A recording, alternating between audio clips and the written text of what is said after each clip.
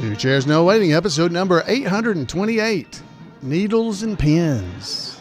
Two Chairs No Waiting is brought to you each week by the folks over at weaversdepartmentstore.com. Wow, they've got some cool new things over there. Go over and check out some exclusive new t-shirt designs. They got a brand new Colonel Harvey shirt. They got a Mayberry Sheriff's Office shirt. Got a Floyd's Barbershop shirt and a American flag shirt. Plus, they also have some candles. Go over and check out. Got 4 different kinds of candles. They got a Mayberry Hotel keychain. Oh, my goodness. Head over to Weaver's Department Store and see if you can't find something you might enjoy. Two Chairs No Waiting is also brought to you by donations from listeners like you. The executive producer of episode number 828 is the Patreons. Or the patrons over on Patreon. Thank you to everybody that supports the show.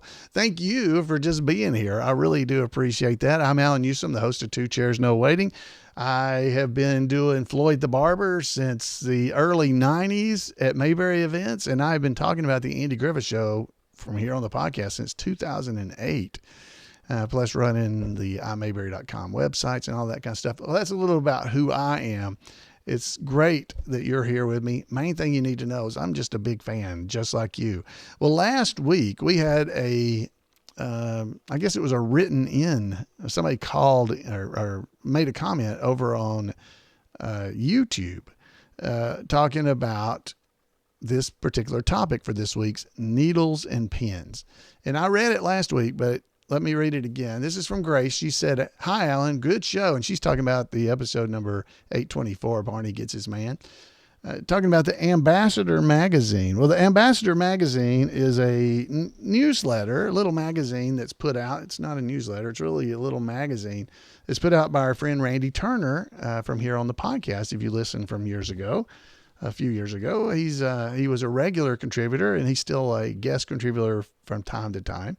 But he does this great letter, and he had put in some information in it, he had some information in it about some sayings like bread and butter, like why somebody was saying bread and butter on the Andy Griffith Show. So she says, was there any mention in there in the episode Jailbreak when Allan Melvin, the character he's playing, that Barney and he say needles and pins after they both say the same thing at the same time? Thanks. Well, I kind of talked about it a little bit last week, but I started trying to look into it. So let me just play for you real quick them actually saying and doing this. So here's a little quick clip, maybe 10 seconds long. So check this out. So far, so good. Needles.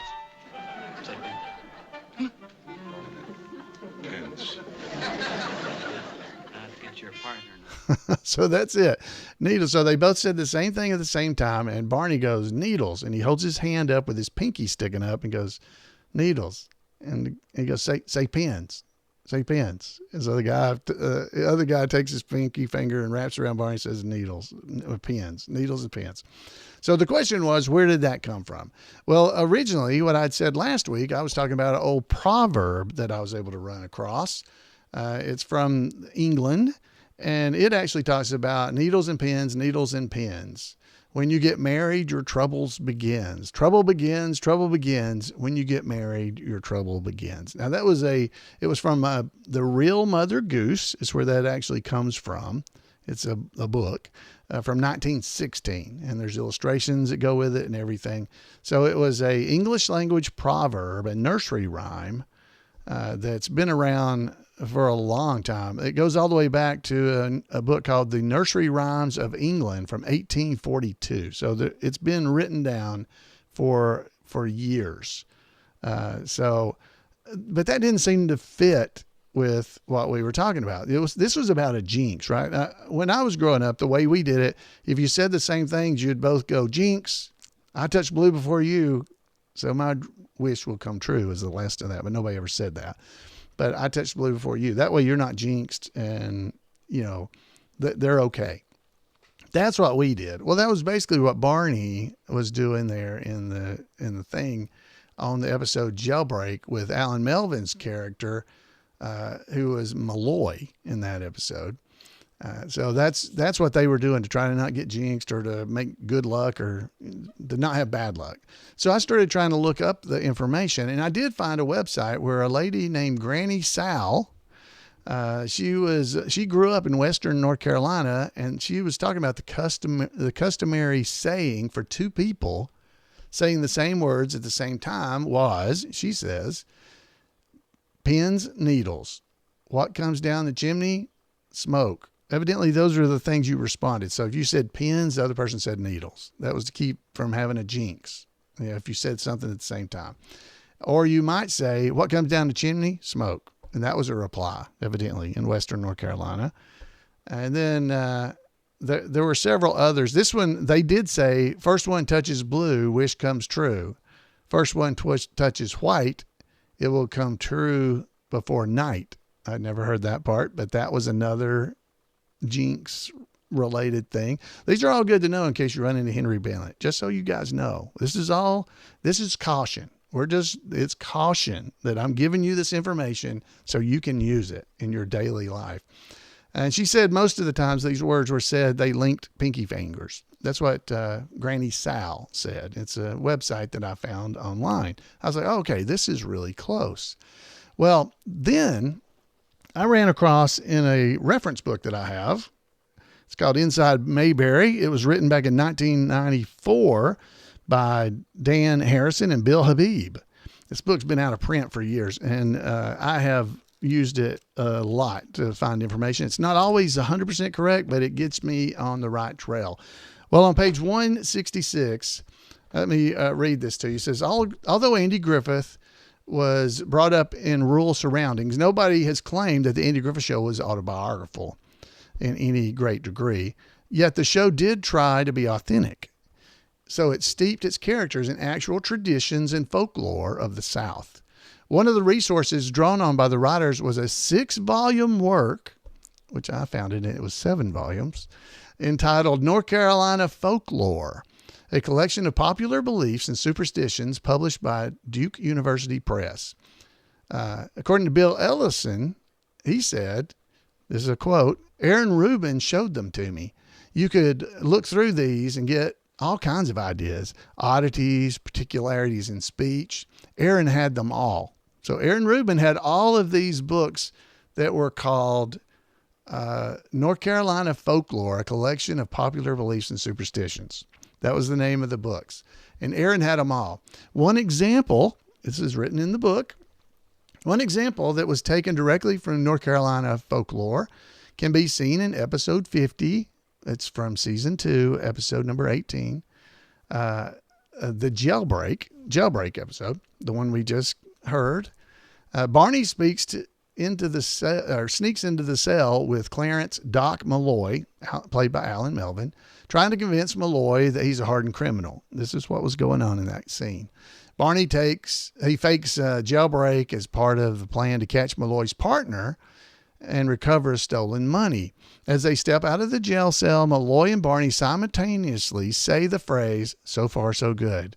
Barney forces him to lock pinky fingers with him and says needles, while Malloy says pins. That interacting, that came from the books, said Harvey Bullock. Aaron added it after reading this superstition. So Harvey Bullock said that particular thing, needles and pins, came directly from that book, and Aaron Rubin added it after reading about that superstition. So that, ladies and gentlemen, is where that came from. So there's a lot of other jinxes and stuff in there, but let me tell you that I started searching around once I found out about this and was able to find the book. I was able to find, it's by Frank C. Brown, and it's a collection of North Carolina folklore. And there were, depending on what year it was published, there were between 7 and 5 volumes of this North Carolina folklore book, and they're pretty long. The good thing is they're available out on the internet. So I was able to go out and found these books and downloaded them and searched and everything. So I found this first. I found where it's telling you about needles and pins. When a man marries, the trouble begins. That was the first thing I ran across. That's on page 450 of, let's see, that's in volume. I'm not sure which volume that is. I didn't make a note of that, but it's on page 450. I think it was from volume 7, but I may be wrong. I can't remember, but that's where I found it. So I thought, oh, okay, well, maybe that was what they meant.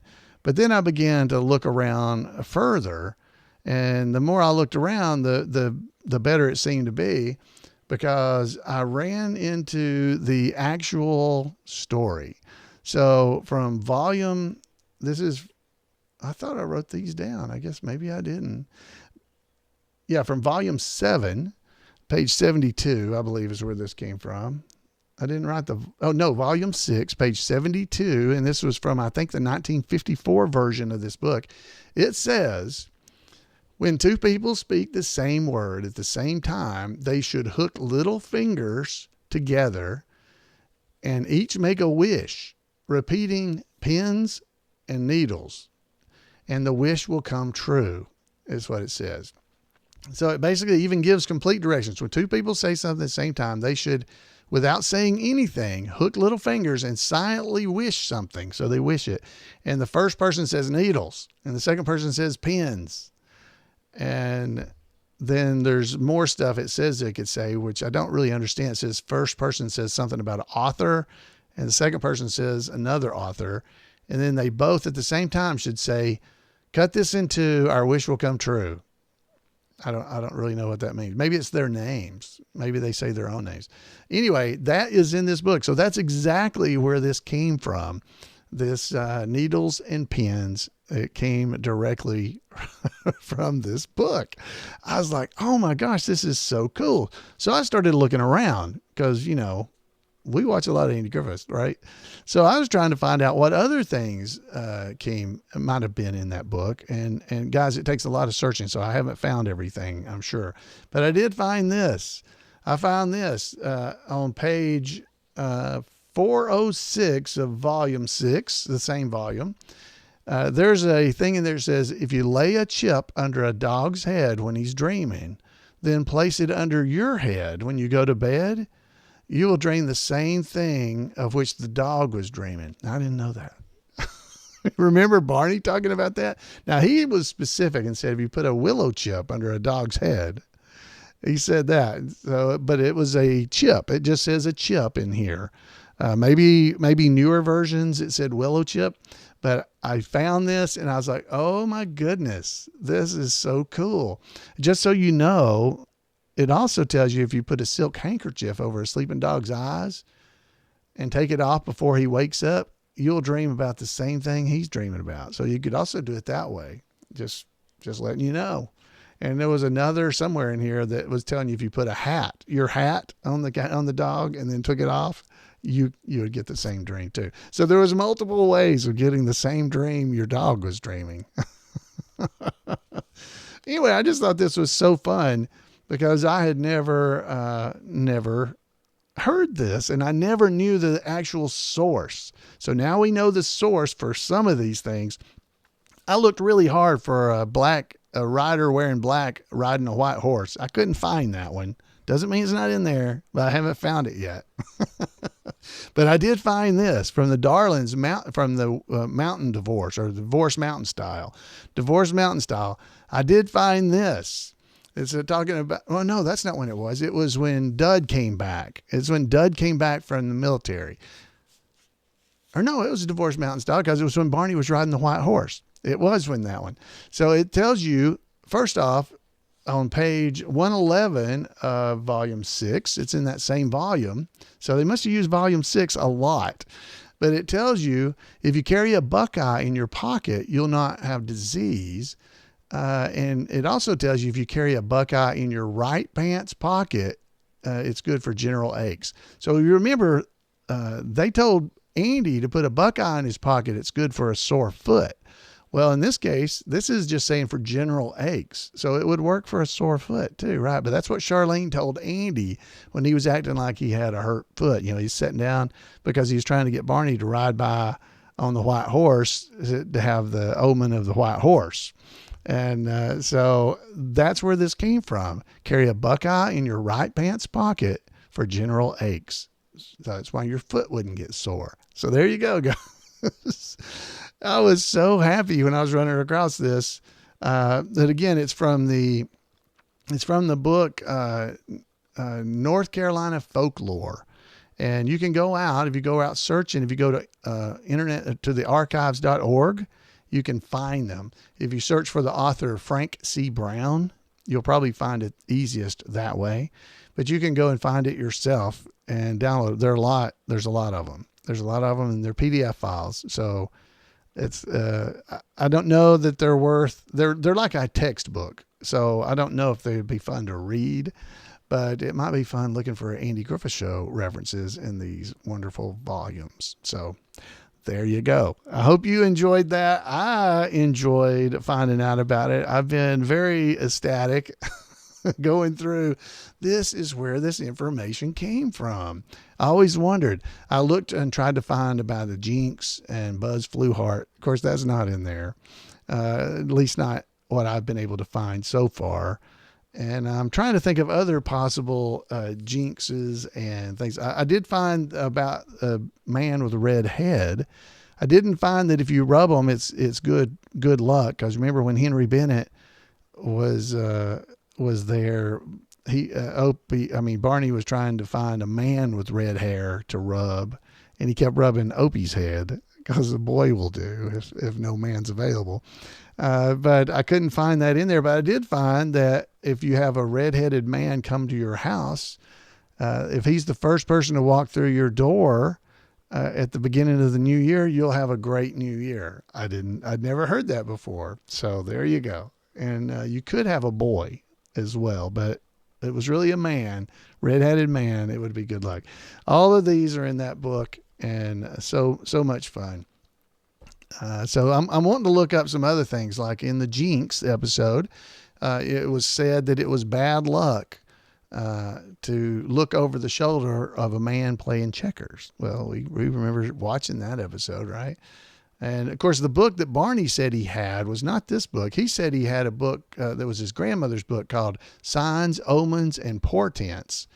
Signs, Omens, Portents, and Charms to Ward Off Bad Luck. And that was where he was talking about rubbing the head of a redheaded man to ensure good luck. If a man cannot be found, a boy will do. So I'm going to keep looking around the book. If I find anything, I will pass along the information. If I can find, come fish come, Sam's at the gate with a frosted cake. It's hard for me to believe that's actually in this book.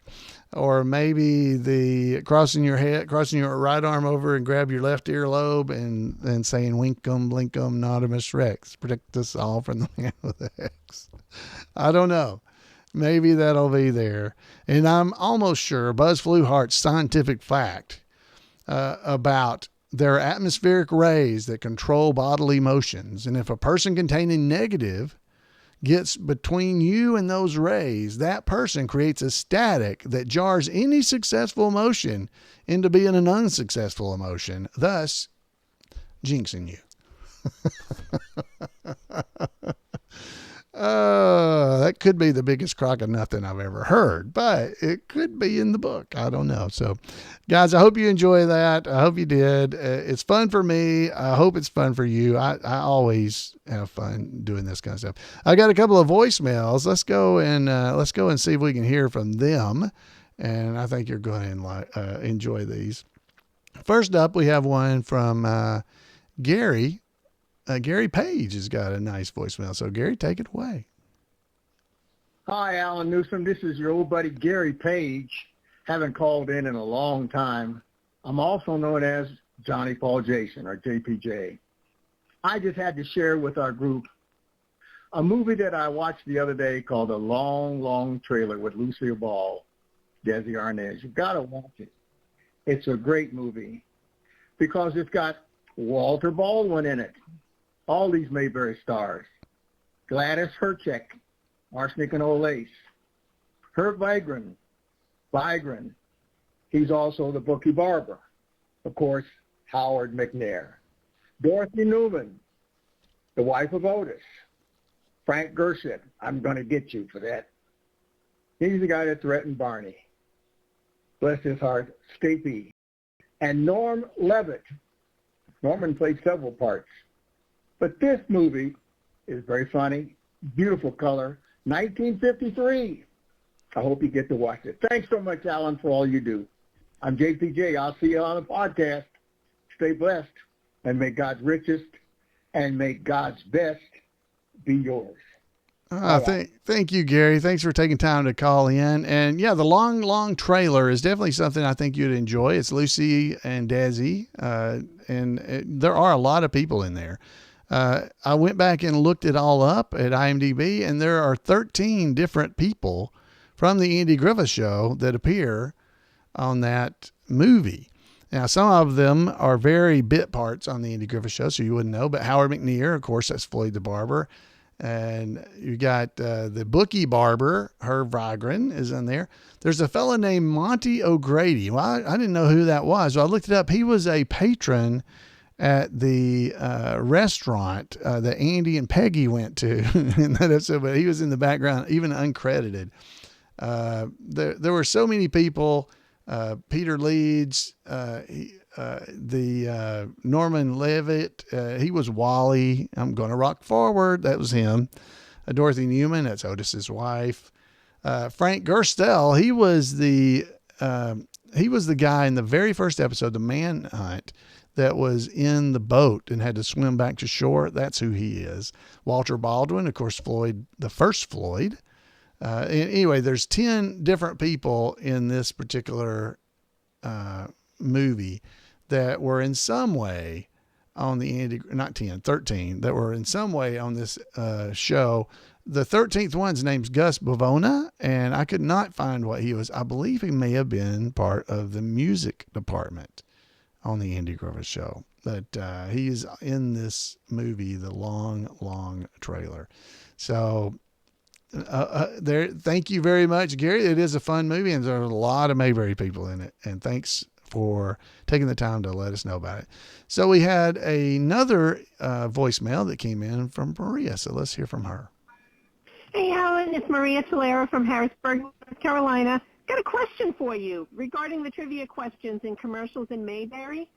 Didn't Andy have several different street addresses besides Maple? I can't remember. I didn't have time to look it up, so I figured I'd ask you. Thanks. Bye. So she didn't have time to look it up, so she wanted me to look it up. So I did. I started looking it up. Now, I may not have gotten it all right. Paul Mulik is in our chat room. He will correct me. But I know Andy had at least 2 different addresses, but they were both on Maple. So he lived on Maple both times. So Paul says there's 3. So he was also on Elm Street, 44 Elm Street, and he was on 332 Maple Road, and also at 14 Maple. So it was Maple Road or Maple Street.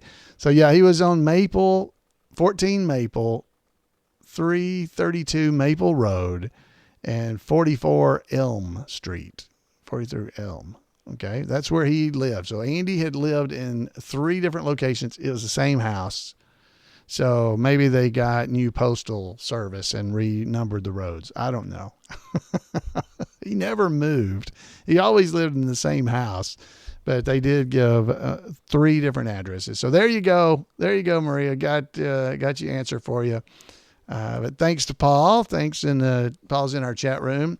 If you'd like to be a part of our chat room, you can show up on Monday nights at 8 p.m. Eastern time and go to live.twochairsnowaiting.com, and you can join in all the chat rooms and stuff and be here when we're doing it live. And you can play along with the trivia, excuse me, that we're about to play, also provided by Paul Mulik. So we're heading into the trivia. So get your pencils and your pieces of paper out, and let's get some trivia going. And I want to thank Paul once again for doing this. It's called Car Trouble.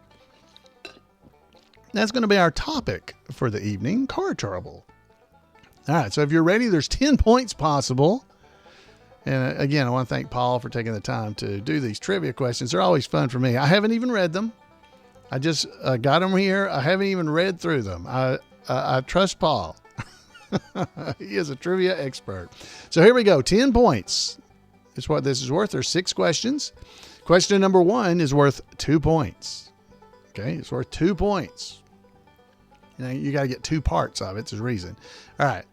What is wrong with Lydia's car? There's 2 things wrong with it. What's wrong with Lydia's car? All right. So I'll give you a little hint so you'll know what it's on. It's from the episode Goober and the Art of Love, if that's helpful. And there's 2 things that's wrong with her car, and he mentions them. All right. So the answers are, you get 1 point each. She had bad tires. You got to say tires. You can't say tires. It's tires. Bad tires. And an oil problem. She had bad tires and an oil problem. Now, if you have a complaint about the answers, Paul Mulik is who you need to contact. Or just go watch the episode. I'm pretty sure you'll find out. Yeah, that's what he said. All right, so he had bad tires and oil problems. So that would be worth 2 points if you got them both, or 1 point if not. All right, question number 2, worth 1 point. Okay. Who got a ticket from Andy for driving a car with bad brakes? Remember, these are all about car problems.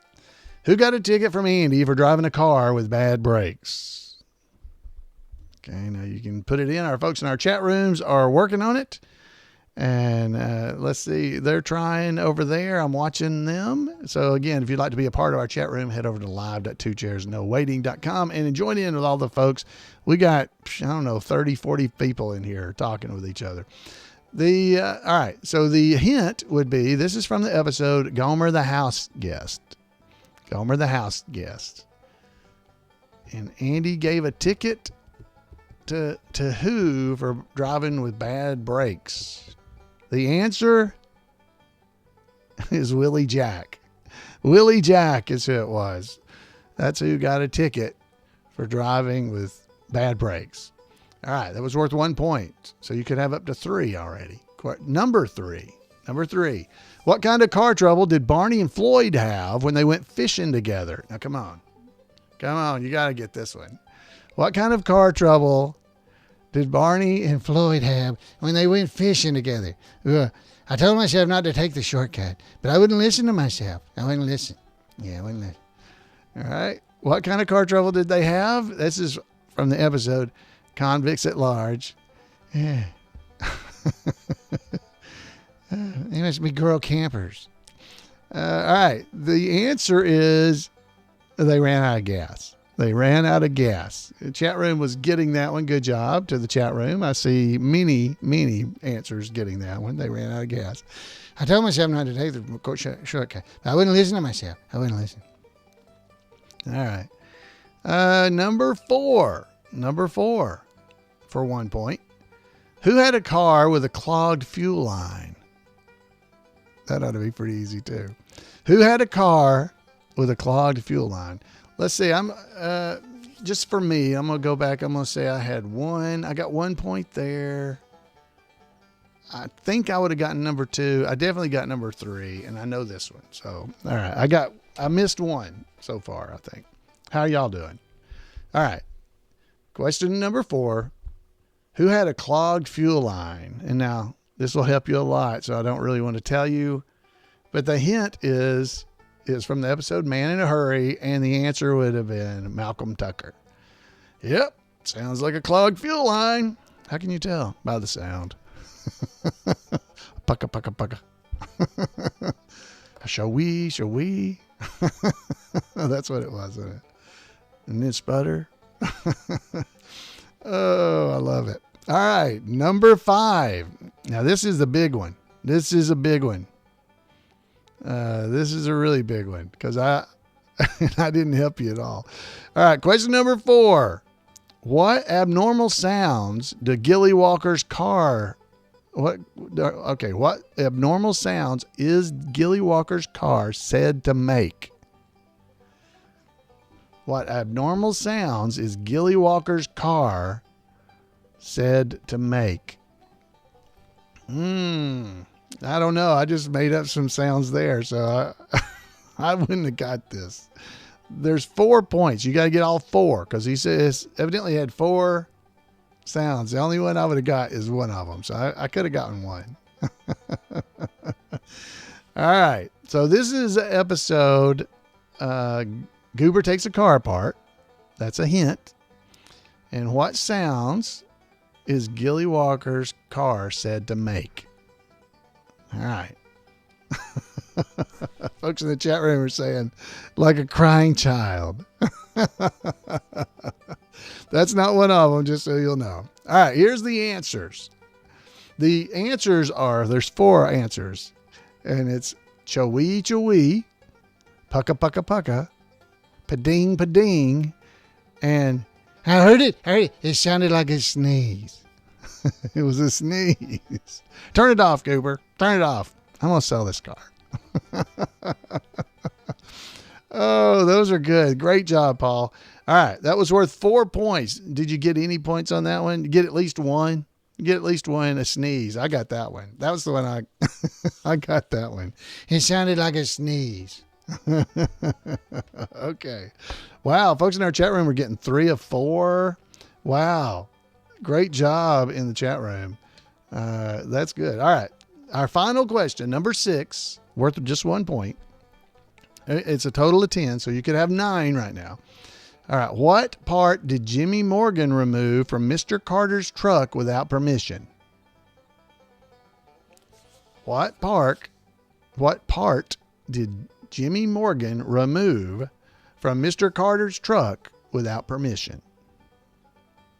Okay, this is the episode. The hint is it's from the Great Filling Station robbery, if that helps you.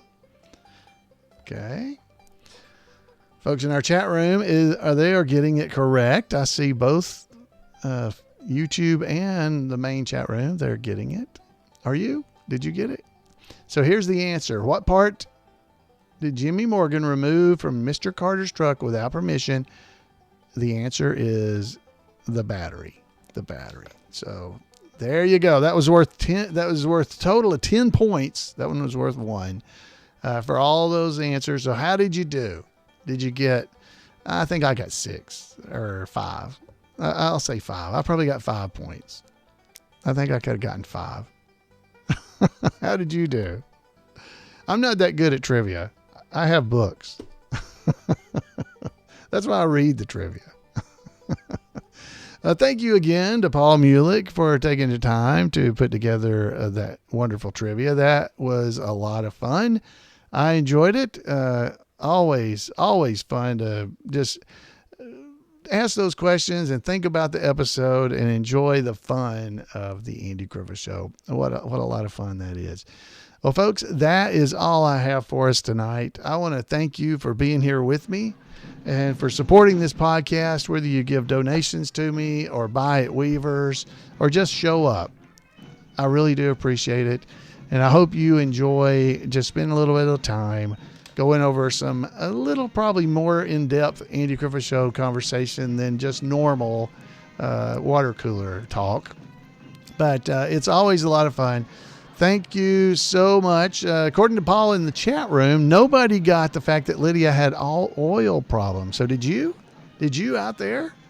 If you got it, make sure you make a comment over on twocairsnowaiting.com. You can leave comments there, and I'd love to hear from you. You can email me at floyd@imayberry.com, or you can give me a call at 888-684-8415. Folks, until next time, we'll see you right here on Two Chairs. Good night, everybody.